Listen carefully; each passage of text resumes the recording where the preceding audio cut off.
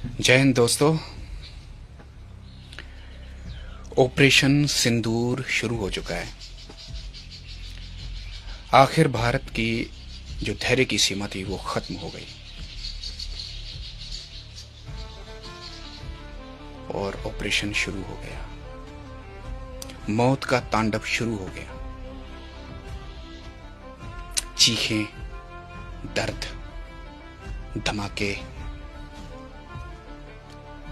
बस शुरू हो गया।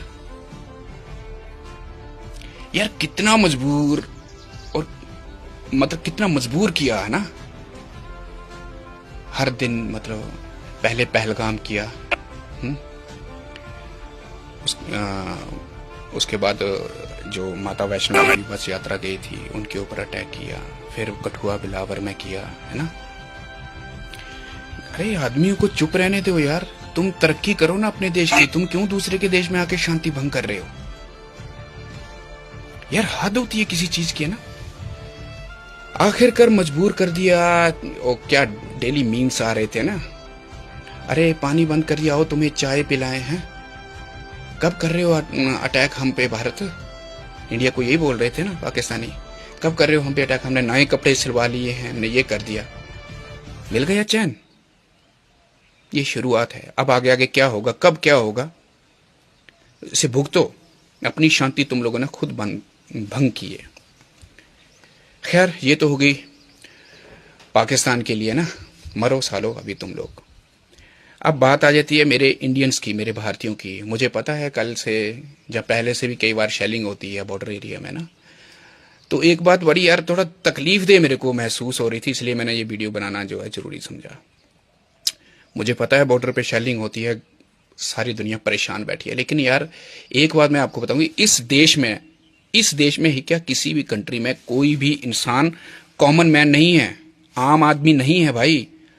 अगर देश की शांति में हम लोगों का हक है ना, देश में शांति में जीने का, पढ़ाई करने का, आराम से घूमने का, है ना, अपनी गर्लफ्रेंड के साथ मस्ती करने का, पब में जाने का, तो जंग के दौर में तुम लोगों की पूरी रिस्पॉन्सिबिलिटी है, तुम्हारी पूरी अकाउंटेबिलिटी है कि तुम देश के साथ एक साथ खड़े रहो।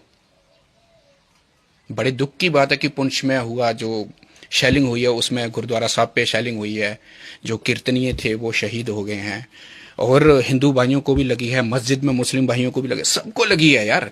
लेकिन इसमें यार ये कहने की बात नहीं है कि आम आदमी मर गया, कॉमन मैन को बड़ी तकलीफ होती है।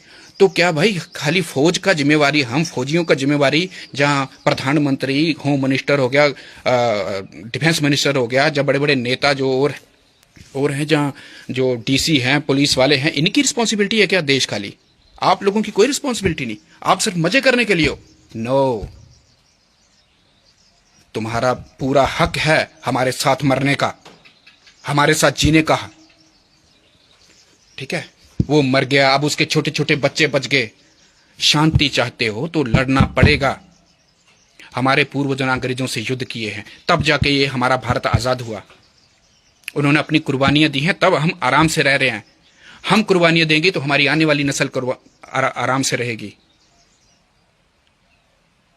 तो क्या हो गया, वो शहीद हो गए, उनको गोली लगे, ठीक है, मानते हैं, दुख है उस चीज का हमको, लेकिन हम ये नहीं चाहते थे। उस बहन को पूछो जिसका पति उसके सामने 1 सेकंड में मार दिया, वो बेचारी उसके साथ खा रही, खाली हिंदू बोलने पे उसको मार दिया। ऐसा देश कोई नहीं चाहता कि बाहर का आदमी आके और हमारे देश में आके वो हमारे बंदों को मार जाए। तो यार बड़ी शर्म की बात है, मर्दानगी रखो थोड़ी। साला फौज को डिमोरलाइज कर रहे हो तुम लोग। हमारे रिस्पॉन्सिबिलिटी नहीं है, तुम लोगों की भी रिस्पॉन्सिबिलिटी उतनी है। अगर हम गोली खाने के लिए आगे जाएंगे तो तुम्हारा काम है वो छोड़ के जाना अपना घर। अपने आप को सेव करो, हमको हमारी चिंता मत करो, तुम लोग अपने आप को सेव कर लो, बस जाओ। लेकिन बीच में आके बकवास मत मारो। ये कोई जंग नहीं चाहता, हम भी नहीं चाहते, लेकिन अगर वार लग गई है तो हम लड़ेंगे, अपने देश को बचाएंगे। और तुम्हारे जैसे कॉवर्ड के लिए नहीं, उन योद्धाओं के लिए जो हमारे साथ खड़े हैं, जो हमें हिम्मत दे रहे हैं कि आगे बढ़ो, हम हैं तुम्हारे साथ। रो धो रहे हो यार आप लोग इंटरनेट पे आके, उसके बच्चे मर गए जी, हम उसके आवाज सुनते थे, कीर्तन सुनते थे उसका। अरे भाई उनकी इतनी ही लिखी थी, जब भगवान की आ जाती है, गुरबाणी में यही पढ़ते हो ना, जेहा चिरी लिखा तेहा हुकुम कमाए, कल्ले आवे नानका सद्दे उठे जाए। और जब उनको हुक्म हो गया तो चले गए वो।